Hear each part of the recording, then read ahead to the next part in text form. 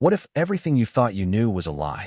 What if those smiling royal baby portraits, the Netflix documentaries, and the Oprah revelations were all part of something far more calculated than we ever imagined? Because now, after years of silence, whispers, and denials, King Charles has finally spoken. And what he's revealed about Archie Harrison and Lillibet Diana isn't just shocking. It's royal dynamite. Before we continue, please hit the like button, subscribe to the channel, and turn on the notification bell for updates. The children the world celebrated, the ones introduced as the future of a new modern monarchy, may not have ever truly belonged to the Duke and Duchess of Sussex at all. Yes, you heard that right. According to explosive new documents, internal palace whispers, and one haunting private admission, the identities of these children have been, at best, misrepresented, and at worst, completely fabricated. And here's the kicker. This isn't coming from a bitter ex-employee or a tabloid hit piece. This is coming from inside the House of Windsor. From the very top. King Charles. So why now? Why, after years of silence and subtle shade, is the monarch finally breaking his vow of restraint? What changed? And what terrifying secret has he been sitting on all this time? A secret so dangerous, even Queen Elizabeth herself, before her death, left behind one final plea. You must tell them the truth. This is a story that spans more than 5 years. From the joyful announcement of Meghan's pregnancy to the tightly choreographed birth of Archie, and later, the mysterious birth of Lillibet Diana in the United States, far from any royal doctors, far from Buckingham Palace's jurisdiction. It's a timeline full of red flags. And for years, those red flags were dismissed as conspiracy. People were told they were being cruel, that they were racist, that questioning the legitimacy of Harry and Meghan's children was a vile intrusion into the private lives of a family simply trying to escape the brutal glare of the press. But now, things have shifted. Because behind the smiles, the podcasts, and the California villa, there was a contract. There was a silence fee. There was a letter that changed everything. And if even half of what's coming out of the palace right now is true, then the very foundation of the Sussex fairy tale may have been built on a carefully constructed illusion, one involving surrogate deals, child actors, sealed birth records, and a desperate royal couple fighting to preserve an image that was never real to begin with. Let's rewind. Do you remember how strange that first photo was? Meghan, radiant, standing beside Harry in that sterile Windsor hallway, presenting Archie to the world. The baby, swaddled in a thick white blanket, barely visible. No crying, no movement. Not even a clear look at his face. Compare that to the royal births before. Kate, walking out of St. Mary's Hospital mere hours after delivery, baby in arms, a real hospital staff visible, beaming grandparents. It was tradition. It was transparency. But with Meghan and Harry? Nothing. No hospital footage. No verifiable doctor statements. No nurses. Just a photo op and a carefully worded press release. And still, we gave them the benefit of the doubt. Maybe they just wanted privacy. Maybe Meghan, as an older first-time mother, had chosen a different birth plan. Maybe it was none of our business. Except, then came the inconsistencies. A missing name from the birth certificate. Then a changed name. Then the announcement that Lillibet Diana had been born in a Santa Barbara hospital that never confirmed her arrival. Then the sudden christening. In the United States, with a suspiciously blurred guest list. And let's not forget how protective Meghan and Harry have been about sharing any public footage of their children. Almost too protective. No clear walk-by videos. No candid school drop-offs. No blurry zoo trips caught by paparazzi.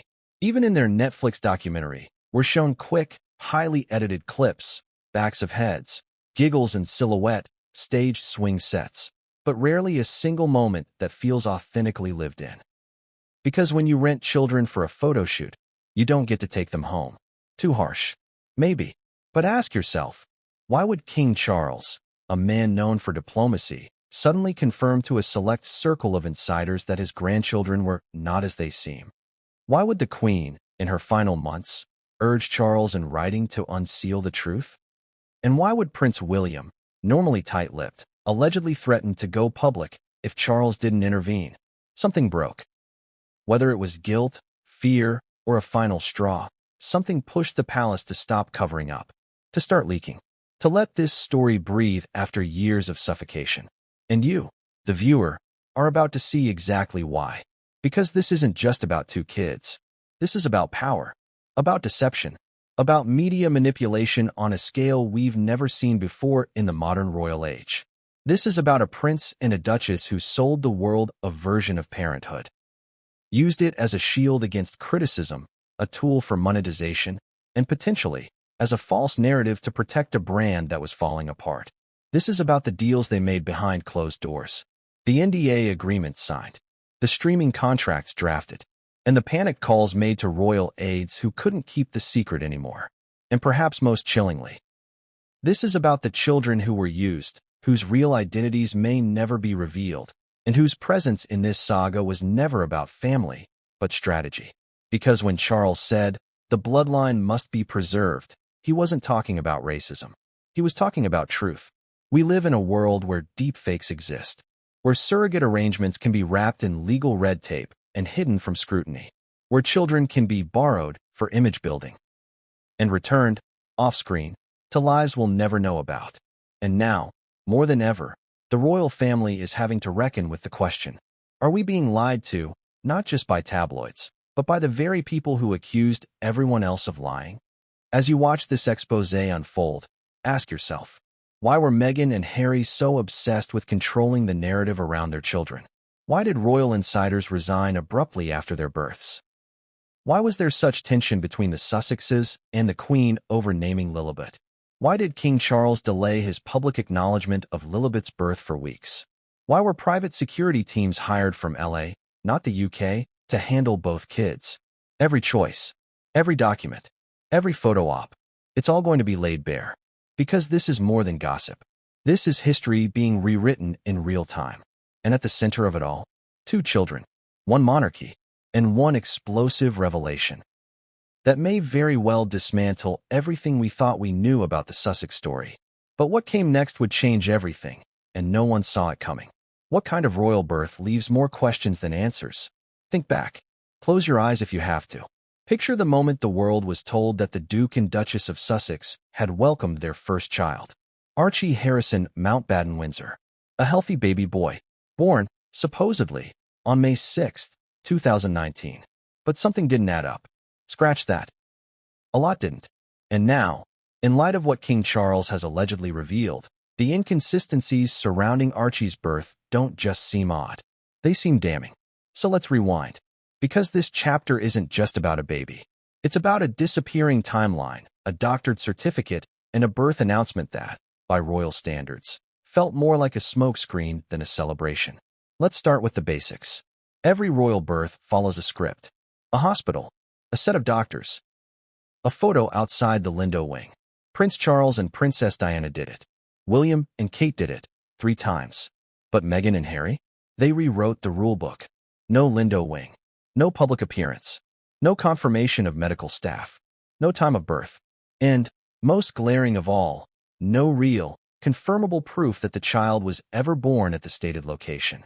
On May 6, 2019, Buckingham Palace issued a press release at 2 p.m. It read, Her Royal Highness the Duchess of Sussex was safely delivered of a son at 0526 HRS this morning. It seemed official, but reporters were puzzled.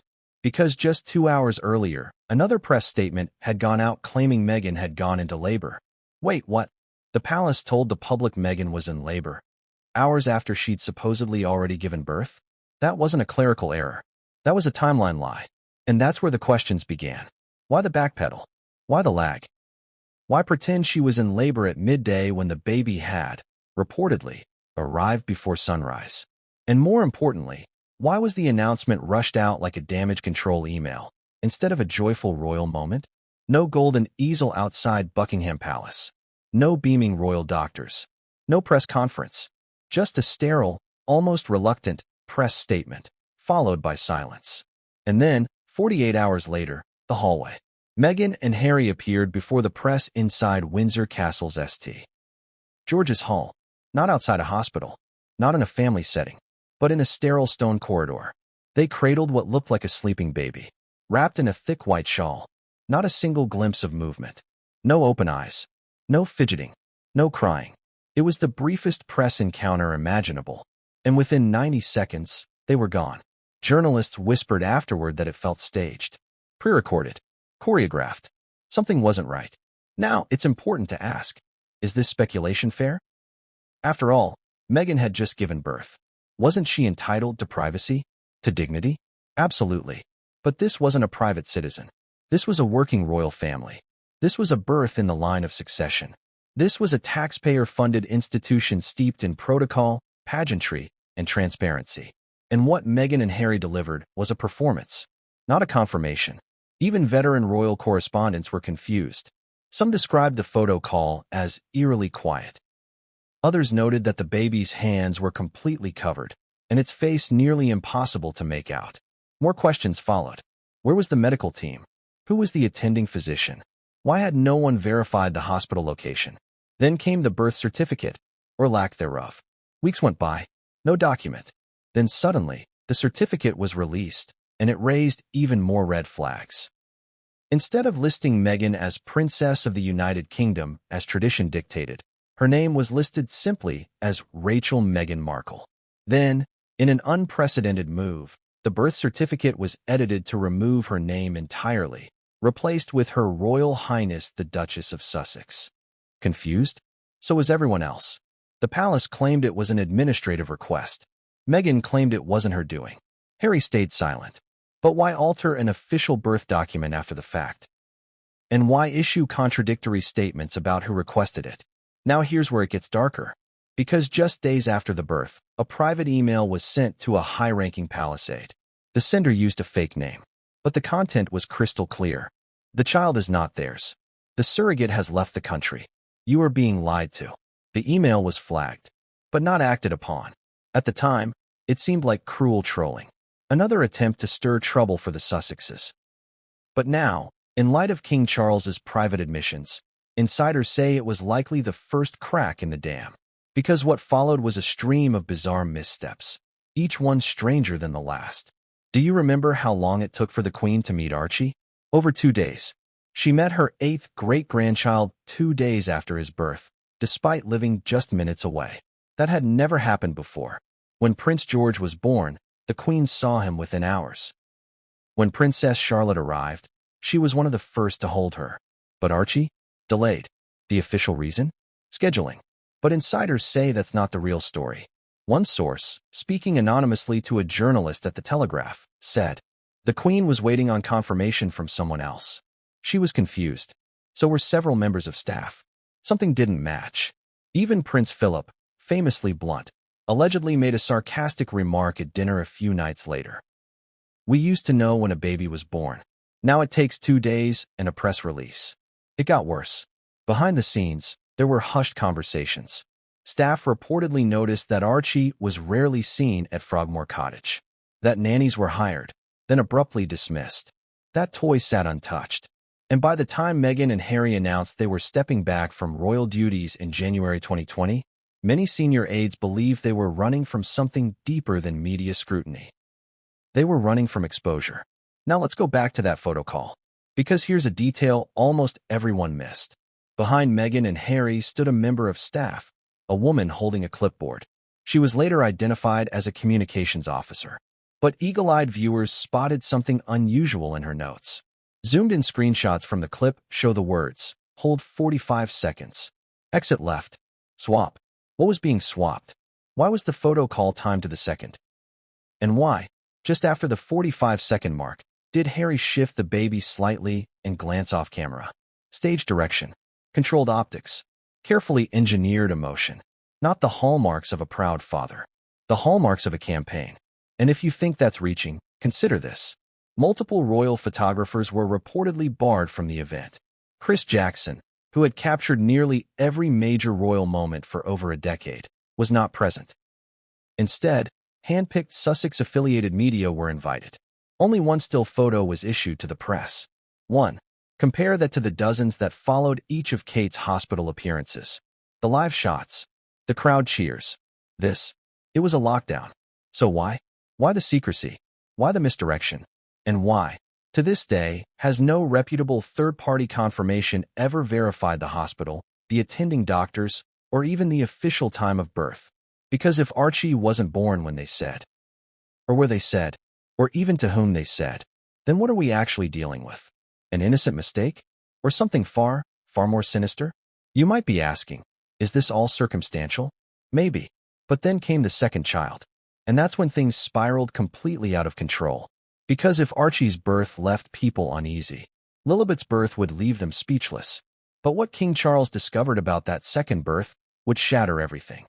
What if the only way to protect the monarchy was to expose its own bloodline? That's the question King Charles allegedly wrestled with, late at night, in the shadowy corridors of Buckingham Palace. Not over policy, not over public opinion, but over DNA.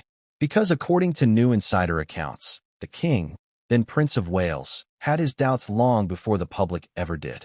Not about Harry, not about Meghan, but about the boy they introduced as Archie. And in a moment of quiet desperation, fueled by whispers, inconsistencies, and the urging of a deeply troubled queen, Charles allegedly ordered the unthinkable. A DNA test. Not for publicity, not for drama, but for peace of mind. And the results? Well, let's just say they didn't bring peace. They brought questions. They brought fury. And they may have sparked a cover-up the royal family is only now being forced to unravel. Let's take a step back. What would prompt a future monarch to question the lineage of his own grandson? This isn't just a family drama. This is the monarchy's core currency, legitimacy, bloodline, continuity. And the rumors swirling within the palace weren't going away. As early as summer 2019, Charles had reportedly voiced quiet concern. Not outright disbelief, but doubt. Doubt born from instinct. Doubt born from silence. In one conversation with Camilla, overheard by a senior aide, Charles allegedly said, "I want to be sure. That's all. I have a right to be sure." And what's more royal than demanding certainty in the bloodline? After all, the House of Windsor's entire existence is based on birthright. It's not just about who loves who. It's about who comes from whom. So when Archie's features began to emerge, something felt off. Royal staff, under strict NDAs, began whispering behind doors. He doesn't look like them. His hair texture is different. Why hasn't he been seen around the palace? One longtime footman noted that in his 30 years of service, he'd never seen a baby kept so separate from royal quarters. Even staff at Frogmore Cottage seemed unsure. One former housekeeper told an associate, "We cleaned bottles and toys, but never saw the child. It was like prepping for a guest who never arrived." And then there were the photographs. As Archie grew, family photo ops were sparse, highly controlled, often from behind or at a distance. There were no spontaneous captures, no images of Archie held by senior royals, no cousins' playdates, a digital trail of disconnect. And when photos did emerge, they sparked even more confusion. One leaked snap, allegedly taken during a summer retreat in Canada, showed Archie in Harry's arms. But AI facial recognition software used by journalists at a Canadian paper suggested something troubling. The baby in this image shares limited genetic resemblance to earlier verified photos. Let that sink in. The photos of Archie didn't match. Was it bad lighting? Different angles? Or was it a different child entirely? That's when Charles reportedly reached his breaking point. According to a former royal protection officer, who later resigned in 2020, Charles requested a private meeting with a senior medical consultant. No paperwork, no discussion, just a verbal request. Discreetly, quietly. "I need a paternity evaluation. Medical integrity only. No press." The test was arranged, not through NHS channels, but privately, through a trusted aristocratic contact. DNA samples were collected under the guise of a routine health assessment, an entirely legal maneuver with questionable ethical boundaries. But this wasn't about legality. This was about truth. When the results came back, Charles reportedly locked himself in his private library for hours. Only two people were told the results that day, Queen Elizabeth and Prince William. What those results revealed has never been formally released. But sources close to the situation claim one line in particular sent chills down Charles's spine. Parental linkage cannot be definitively established without the biological mother's verified sample. What? In plain English, the DNA did not match what it should have. And worse, Meghan hadn't submitted a sample, so the result wasn't conclusive. But it was suspicious. Enough so that Charles began questioning everything. Was the child truly Meghan's? Was a surrogate involved? Were third-party agreements in place that even he hadn't been informed of? And then there was Meghan's behavior. In the weeks following Archie's birth, multiple royal aides reported that Meghan was surprisingly distanced from her son. Nannies were fired or quit. Staff said Archie cried at night, but Meghan was rarely the one to soothe him. In one recorded incident, a royal nanny was reportedly reprimanded for asking, "Would the Duchess like me to hand the baby directly to her?" The response from a senior aide? "Please refer to the approved handler." Handler? Since when does a mother need an approved handler to hold her baby? This isn't just strange. It's clinical. And King Charles took notice. In another alleged conversation, this time with his private secretary, Charles said something that now feels ominous. "I fear we are being used, and the child is part of the package." But let's go deeper. Because the emotional impact on Charles was profound. For all his flaws, for all the scandals, Charles has always been obsessed with legacy, with lineage, with his place in the royal story. Archie was supposed to be the bridge, the healing, the symbol of a modern, multicultural monarchy that could thrive beyond the Diana years, beyond the Camilla years, beyond the Brexit chaos. But instead, he got shadows, questions, and a deep, creeping sense that something fundamental had been faked. One aide recalls walking in on Charles as he stared at a photo of Archie. He was just sitting there, staring. He said to me, "Look at the ears. Look at the chin. That's not a Windsor face." Was it cold? Maybe. But for Charles, it was devastating. Because if Archie wasn't truly part of the royal bloodline, then everything from that point forward became a lie. The christening, the titles, the inheritance, even the Queen's symbolic blessing. And yet, Charles said nothing publicly. Why? Because the consequences of speaking up were catastrophic. Imagine the headlines. King questions grandchild's paternity. Racial rift deepens in royal family. Windsor bloodline in crisis. It would have detonated what little public goodwill the monarchy had left in 2020. So Charles remained silent. Until a second pregnancy was announced. Meghan was pregnant again, this time with a daughter. And this time, Charles reportedly demanded full transparency. No more surprises. "I want clarity." But what he got instead was silence. The couple didn't return calls. Meghan's team issued a brief press release. "We're expecting a girl. We're overjoyed. No due date. No birth plan. No doctor confirmations. Just a heavily staged black and white photo of Harry barefoot, Meghan lying on his lap, holding her belly beneath a tree. Artful, dramatic, but not verifiable." And that's when Queen Elizabeth stepped in. According to two senior staff members, the Queen summoned Charles privately and handed him a sealed envelope. And it was a letter, handwritten, emotional, and final. "Charles, I've seen enough. We've all seen enough. You must tell them the truth, before the crown is tarnished beyond repair." That letter, now kept in a locked drawer in Charles's private study, reportedly pushed him to reconsider everything. The tests, the rumors, the cold glances, the withheld samples, the disappearing photos, the blank spaces in royal logs. Because Archie wasn't just a baby anymore. He was growing, developing, becoming more distinct.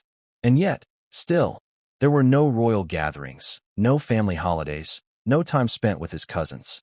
Even George, Charlotte, and Louis had begun asking questions. "Why don't we see Archie? Where is Lillibet? And William?" He had had enough.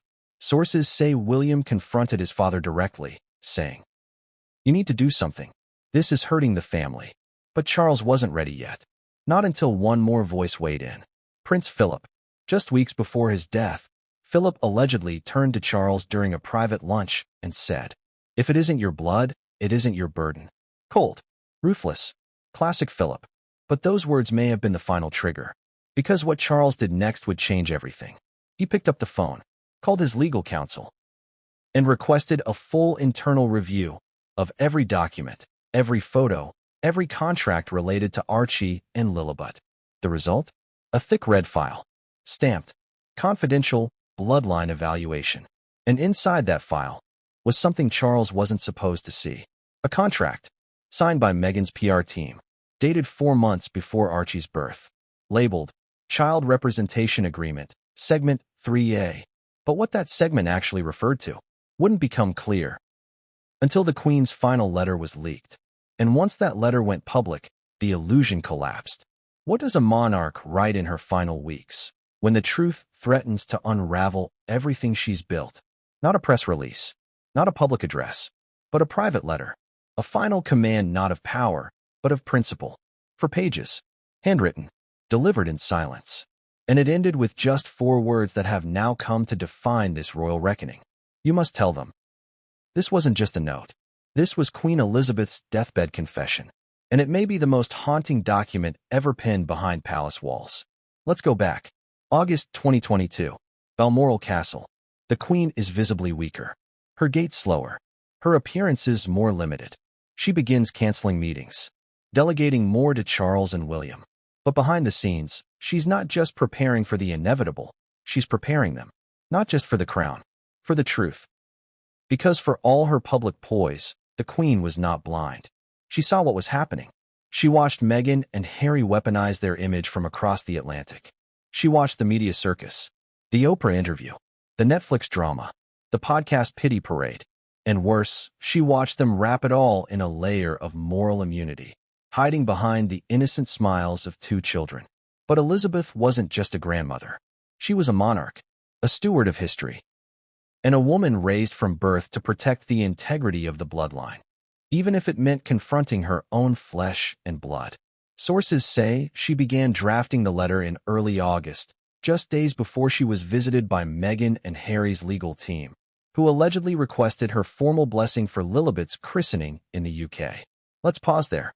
Why would Meghan and Harry, so hell-bent on independence, suddenly need a christening on royal soil? The answer is chillingly simple. Legitimacy. Because a royal christening, conducted by a Church of England bishop inside a palace chapel, would symbolize one thing and one thing only: recognition. It would be the monarchy's way of saying, this child is ours. And Elizabeth wasn't having it. She declined. Politely. Firmly. But she began writing that very night. The contents of that letter were meant for King Charles alone. It was to be opened upon her death, or earlier, if Charles saw fit. But what's inside? Thanks to an explosive leak from a senior royal archivist, one who chose to remain anonymous out of fear, we now have a breakdown of what that letter contained. Let's walk through it. Page 1. The emotional fracture. Elizabeth begins softly, speaking as a mother, a grandmother. She recalls the early years of Harry's life, his pain, his spark, his struggle to find identity after Diana's death. Harry always needed a compass, she writes. He mistook love for sanctuary, and sanctuary for escape. She admits she hoped Meghan would ground him, bring healing, a partner who understood his grief. But then comes the first sharp turn. Instead, he has lost himself, and in doing so, lost the house. She describes Meghan as brilliant in presentation, yet shallow in allegiance. A cutting phrase. One staffer called it the Queen's version of a slap. And then, she mentions Archie. From the first, something felt removed, as if we were shown a play, not a birth. She questions the rushed nature of the announcement, the refusal to allow royal doctors to attend, the absence of verified hospital records. Then, her pen bites deeper. There is no shame in surrogacy. There is only shame in deceit. Page 2. The unfolding lie. Here, the Queen gets technical. She references multiple briefings received by her private secretary between 2019 and 2021, documenting internal contradictions in birth announcements, staff resignations tied to childcare NDAs, medical inconsistencies around the timing and location of Lillibet's birth. But the most damning moment? A reference to a sealed contract between a California-based surrogate agency and an LLC connected to Meghan's legal team. The agency was compensated handsomely, she notes. The birth was executed legally, but the omission of this arrangement to the family and to the nation is indefensible. At this point, Elizabeth is no longer writing as Granny. She is writing as sovereign. And her tone hardens. If these children were born through surrogacy, and no blood samples were shared to confirm lineage, then succession claims become speculative, at best. That one line sent shockwaves through the palace when it was read after her death. Succession claims speculative? It was the Queen casting doubt on whether Archie and Lillibet even belonged in the royal order of succession at all. Page 3. The plea to Charles. Here, Elizabeth turns to her son, the future king, the man who would inherit not just a crown, but a problem. I leave this to you, she writes. But I beg of you, not as queen, but as mother, do not allow this deception to take root. It will grow vines that strangle the house. She warns him of public backlash, of media manipulation, of Meghan's growing influence over Harry. She speaks in trauma, but she operates in strategy. Elizabeth then reveals that she had once attempted to meet with the couple privately to clarify the children's birth details in 2021, but was refused. They said the matter was closed, but a matter sealed in secrecy is rarely ever settled. This is the queen at her most lucid, most damning. She doesn't call Meghan evil or Harry lost. She calls the situation unsustainable. The public will ask, the press will probe, and when the reckoning comes, it must be you who speaks, not them. Page 4, the 4 words. The last page is the shortest, but the most haunting. It ends not with a flourish, but a final command. You must tell them. No explanation, no conditions, just clarity. You must tell them about the children, about the surrogate, about the deception that grew unchecked. And it ends with a signature. Elizabeth R. This letter, once sealed, was stored inside a locked compartment within the Queen's writing desk, accessible only to Charles and her personal secretary. It was read in full by Charles just 48 hours after her death. And according to sources present at Balmoral, he wept, openly, fully, for nearly 20 minutes. Because it wasn't just a goodbye. It was a demand to do what royals rarely ever do. Speak the truth. But Charles hesitated. Why? Because telling the truth would fracture the family. It would shatter the public illusion. It would draw questions about the monarchy's future, its succession plan, and its very foundation. And Charles, for all his progressive gestures, was still a man raised in the art of discretion, of quiet sacrifice, of waiting out storms. So he did what the Windsors do best. He waited. But someone else didn't. Because 6 months after the Queen's death, that letter leaked. Not in full, just fragments. Enough to spark a frenzy. The phrase, "you must tell them," hit tabloids like a thunderclap. Anonymous aides confirmed the letter's existence. Royal correspondents began asking questions live on air. And when a former press secretary refused to deny it during an interview, the floodgates opened. That's when the palace panic began. Not because they feared the letter itself, but because they feared what would come next. Because there was one more copy, one no one had counted on. The Queen had sent a duplicate of the letter, not to Charles, but to William, as a safeguard, a legacy maneuver. And William? He wasn't going to wait.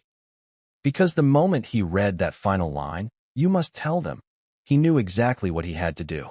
And what he did next would rip the family in two. It was just a Christmas card. That's what the world thought. Just another feel-good royal holiday snapshot, complete with cozy lighting, matching outfits, and the smiling faces of a happy young family. But this wasn't any family. This was the Sussexes. And this wasn't just any photo. It was the photo that broke the illusion. It was the moment everything started to unravel. Because someone, somewhere, zoomed in. And what they found cracked the foundation of the Sussex fairy tale. Let's set the scene. December 2021. Meghan and Harry release a digital Christmas card. It quickly goes viral. The image is warm and inviting. Harry sits cross-legged on the grass. Meghan leans over him, holding baby Lillibet in the air like Simba from The Lion King. Archie sits nearby, gazing at his sister. The caption reads, "Wishing you a joyful holiday season. From our family to yours." Harmless, right? Wrong. Because within 48 hours, digital forensics experts, photojournalists, and even casual social media sleuths began asking the same question. Why does the lighting not match? Why is Lillibet's foot slightly transparent? Why are the shadows going in different directions? At first, the anomalies were dismissed as editing quirks. But then a whistleblower came forward, an ex-employee at a boutique LA photo editing firm. Known only as Cam, they reached out anonymously to a journalist with screenshots, file logs, and internal messages that turned the photo from a festive gesture into Exhibit A in a long-buried conspiracy. The photo was a composite, Cam claimed. They stitched together 4 different images. Let that settle. The family photo we were all shown, the one Meghan and Harry gifted to the world, wasn't a single moment. It was a puzzle. and the pieces didn't quite fit. According to Cam, Lillibet's image came from a stock session, not a private family photo, not a candid capture. A stock session. The baby being held wasn't even captured on the same day. The lighting was different. The angle unnatural. The reflection in Meghan's eye didn't match the figure she was supposedly looking at. But how could that be? How could two people who preach authenticity, privacy, and vulnerability hand the public a digitally altered family photo? It gets worse. Because in the file's metadata, buried beneath layers of editing software logs, was a file name that raised more alarms than answers. Lillibet_final_render3.tiff. Final. Render. 3. That suggests at least two earlier versions. So what were in versions 1 and 2? Who was in them? Or more hauntingly, who wasn't? Photo experts pulled the image apart pixel by pixel. Color grading inconsistencies. Hair strands unnaturally sharp. A glow around Lillibet's silhouette. A telltale sign of green screen masking. And then, another expert made a discovery that would cause internal panic inside Buckingham Palace. The reflection, in Meghan's left eye, upon 400% magnification, is a blurred but visible object. Not a child, not a person, a doll, a pale, bald, synthetic figure with glossy eyes. That one detail reignited every theory that had been laughed off as absurd. Was Lillibet ever physically present in that shoot? Was this a digital composite using a stand-in? Or was this a child rented for the occasion and digitally modified to resemble a royal baby? Let's pause. It sounds insane, doesn't it? But then consider what was discovered next. A leak from a casting agency in Burbank, California. An internal database listing jobs for ethnically ambiguous toddler. 1.5 years. Nonverbal. NDA required. The date? December 13th, 2021. Just 2 days before the Sussex Christmas photo was publicly released. The job was marked confirmed, client name. Orinoco Productions, LLC. That same LLC, it turns out, was listed as a production entity used by Meghan's Archwell Foundation for light PR, filming, and promotional events. And then it hit. The theory that once sounded ridiculous now had legs. This wasn't a family photo. It was a brand campaign. And the children? They were the props. Let's get darker. The palace noticed. Oh yes, they noticed. According to an inside source from Kensington's PR team, William himself flagged the image. He allegedly called Charles and said, "That baby's not real. Look at the eyes. Look at the fingers." Camilla reportedly responded with a sigh. Again with the photos? Because this wasn't the first time. Back in early 2020, a birthday photo of Archie had made the rounds, and experts at Getty Images flagged it for unusual shadow inconsistencies and possible post-production tampering.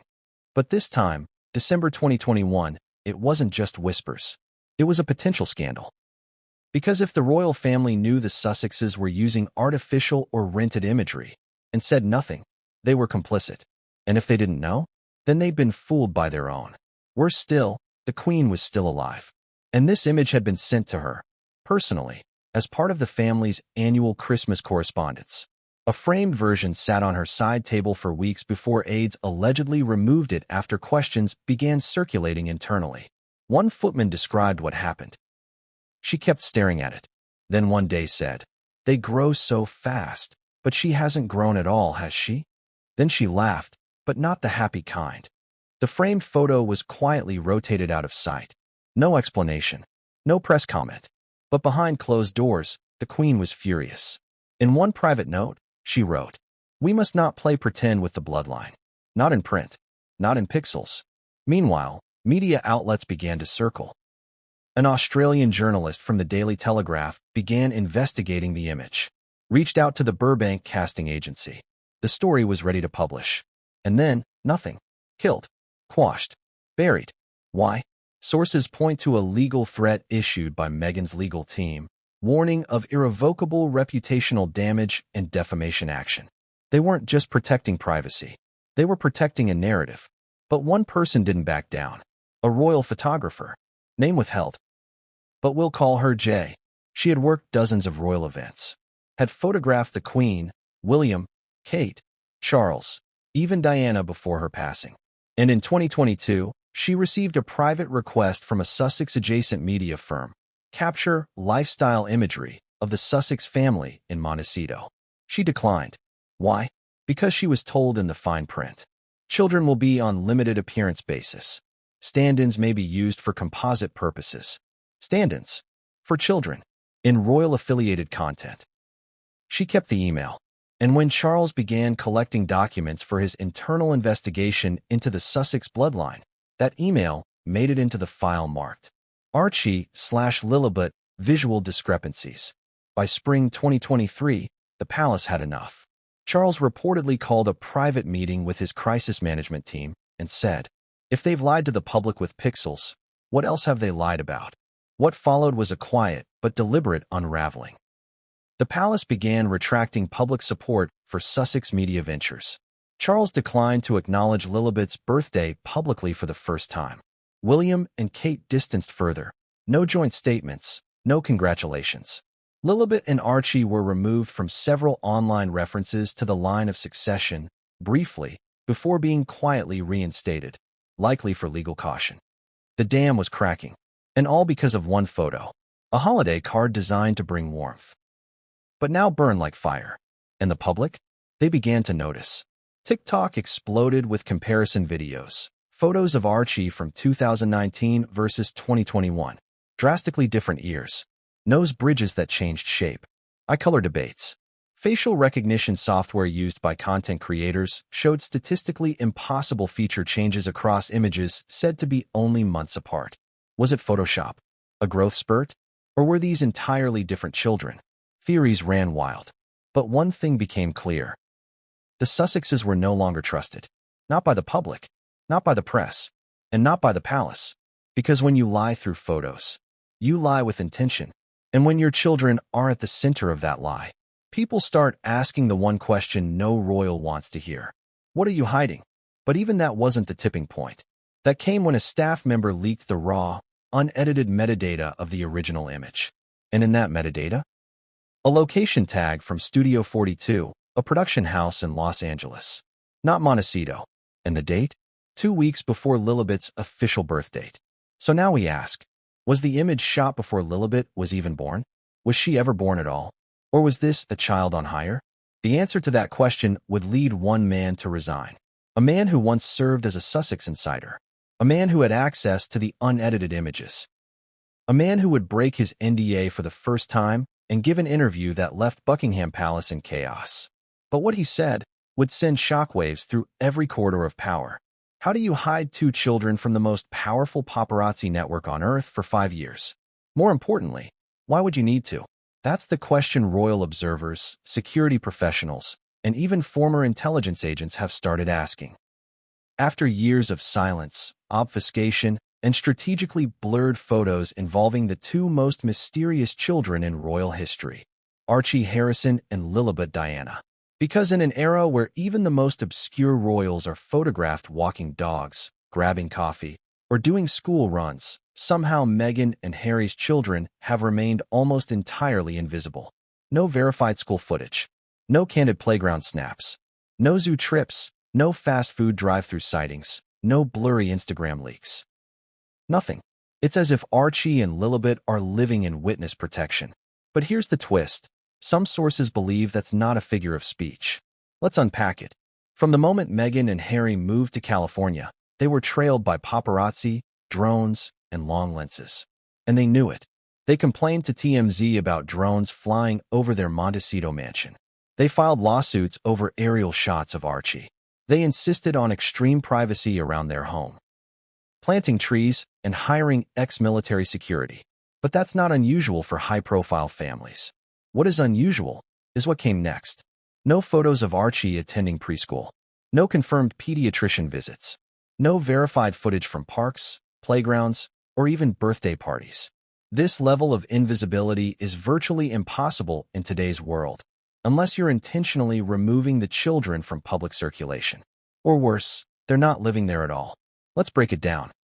In early 2022, a local Montecito photographer known as Sam D told Page 6 that he'd been trying to capture shots of Archie for over a year.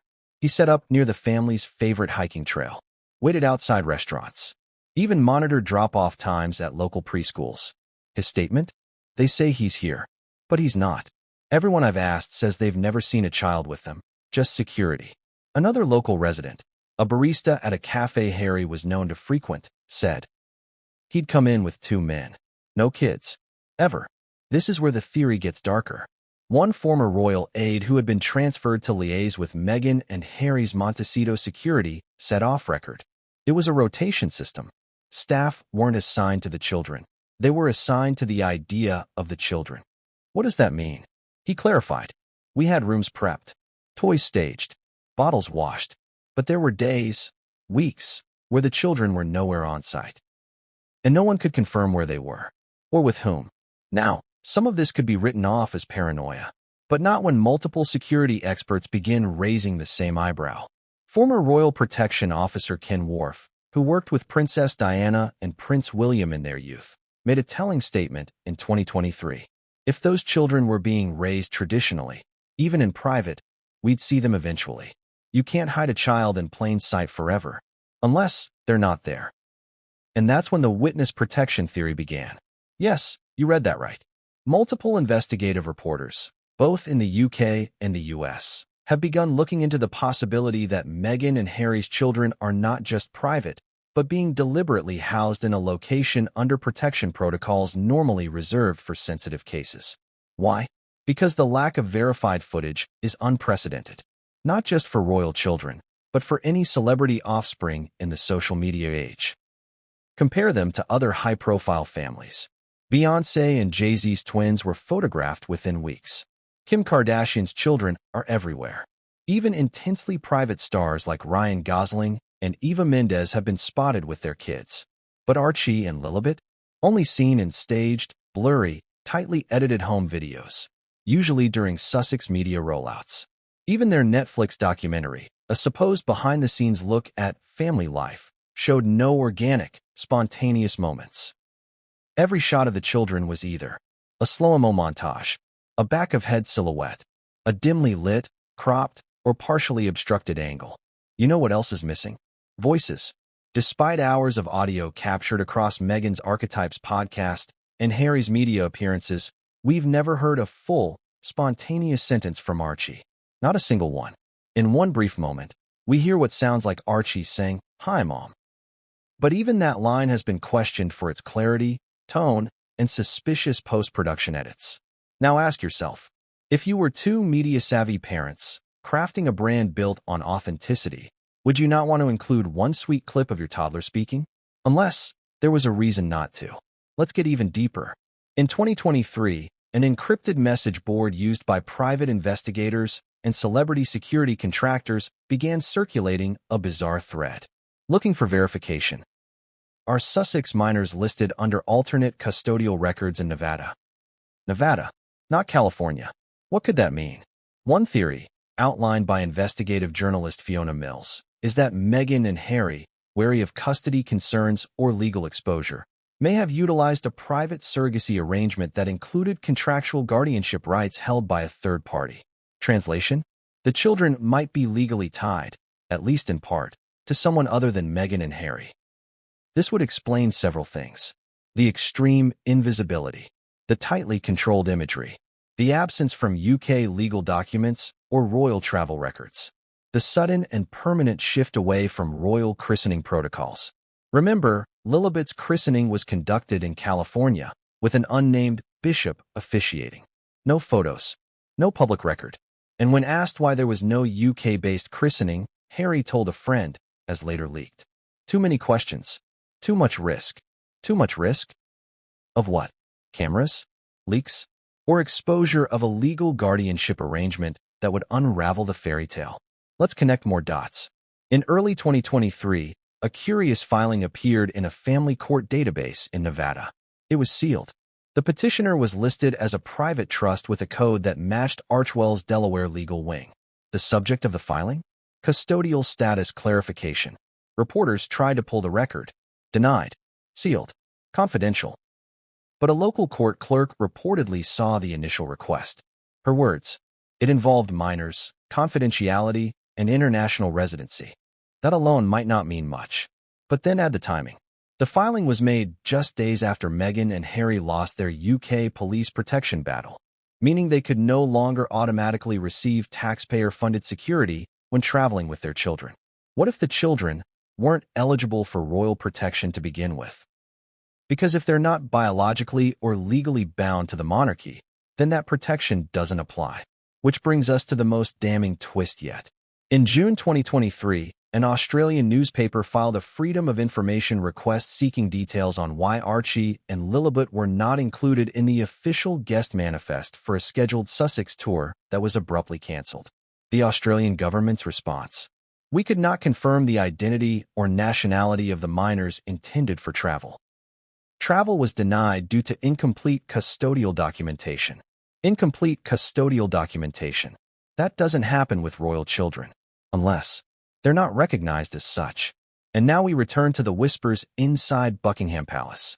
According to a former palace secretary, King Charles received a memo following this Australian denial.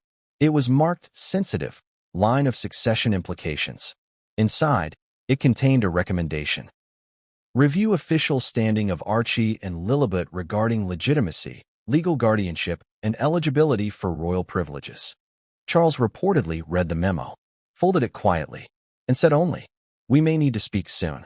But by then, it was already too late, because a second memo had leaked, not to the press, but to Prince William. And William had no patience left. He made one call to the Archbishop of Canterbury, and what the Archbishop told him would redefine everything we thought we knew about Lillibet's christening. How do you turn children into content? You sign a contract. You orchestrate a photo shoot. You control the lighting, the wardrobe, the angles. And when the cameras stop rolling, you hand the children back to their legal guardians. That's not a tabloid fantasy. It's not a YouTube conspiracy. It's in black and white. A legally binding contract. One that, according to multiple sources, proves Meghan and Harry didn't just manipulate the public with staged family photos. They rented the children who appeared in them. Let that settle. Because this isn't a joke anymore. This is documentation, digital paper trails, verified agency requests, and an NDA so airtight, even the Netflix legal team expressed concern during internal calls. This chapter is not about theories. It's about receipts. And it begins with a spreadsheet, leaked by an anonymous whistleblower from a boutique Los Angeles child casting agency, codename Poppy. It's dated April 2021. Just 2 months before Meghan and Harry filmed early footage for their Netflix docuseries.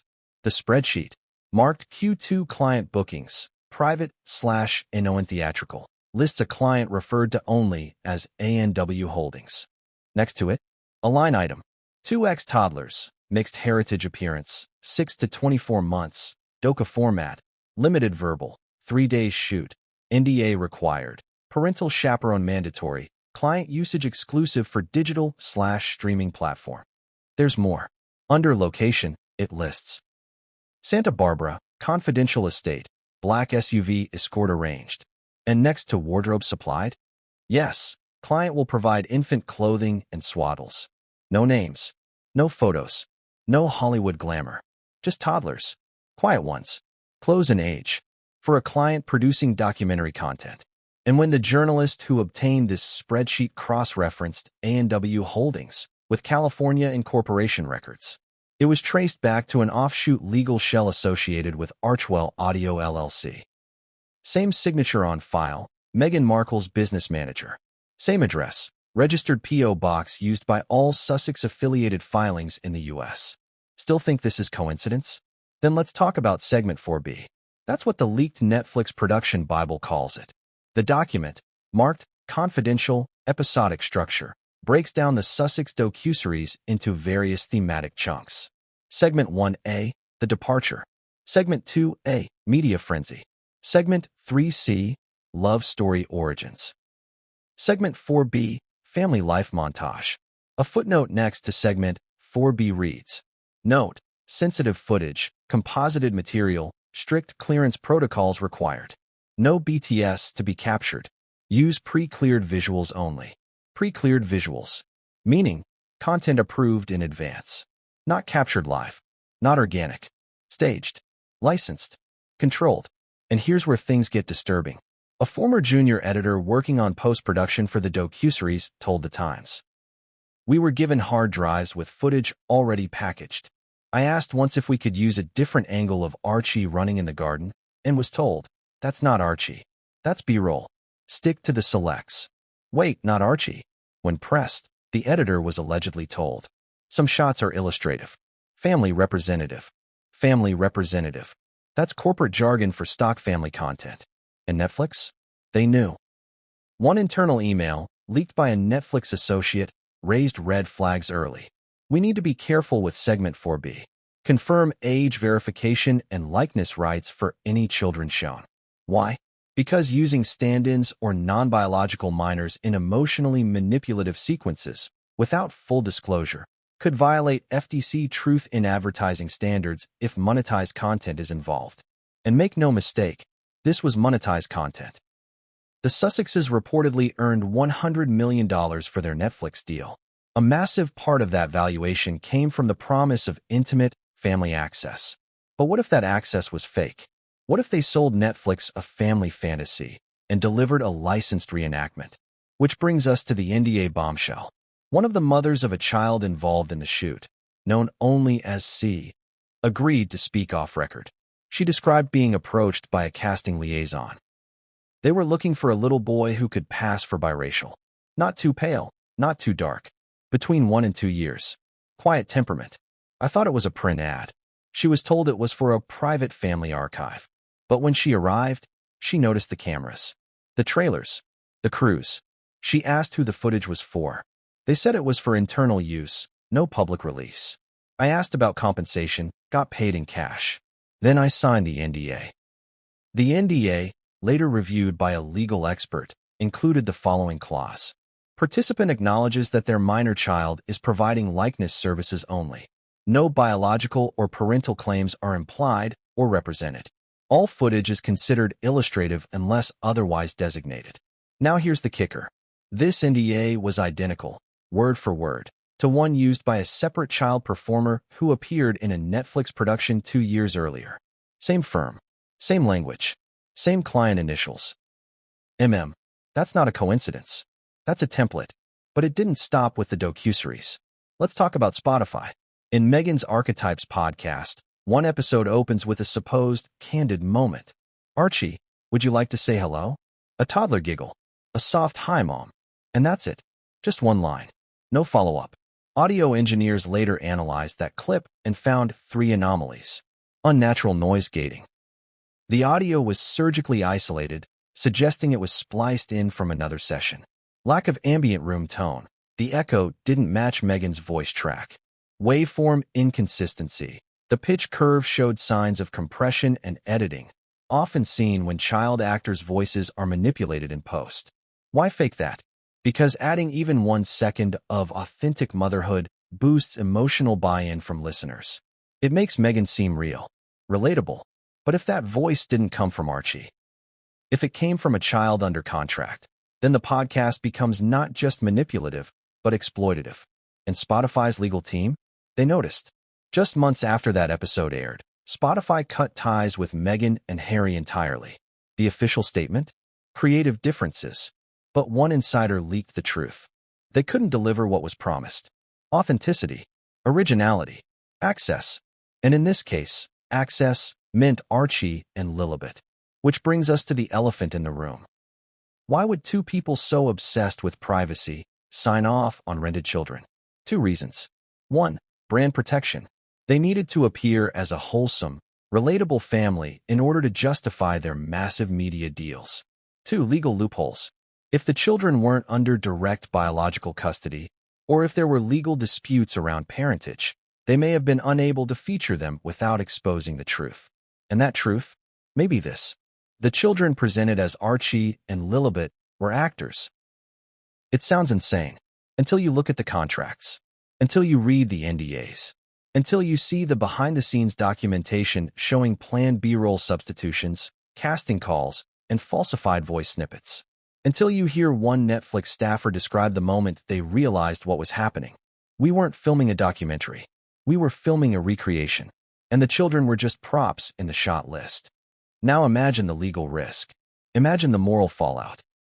Imagine the damage to a brand built on emotional storytelling, maternal struggle, and family healing. Because if it's all fabricated, what's left? And here's the twist.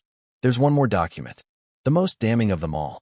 A private memo written by a Netflix legal advisor and circulated internally just days before the series launched. The subject line? Urgent, Segment 4B Risk Assessment. Inside, one paragraph stands out. If challenged, we cannot confirm biological identities of minors shown in Segment 4B. Legal recommends including disclaimer or ensuring no explicit representation is made regarding parentage. That disclaimer never appeared. And now, the lawsuits are circling. A UK production firm has reportedly filed a claim stating misrepresentation of narrative authenticity. An American viewer advocacy group has submitted a complaint to the FTC over manipulative family imagery used to sell subscription content. And Netflix? They're scrubbing marketing copy, quietly removing phrases like an intimate look at Harry and Meghan's real home life. But the damage is done. And now the world is asking, if the kids were rented, who were they really? The answer to that question may be buried in a court filing in Nevada.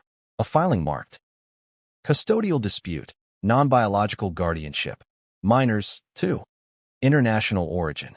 And the next chapter? It leads straight to the courtroom.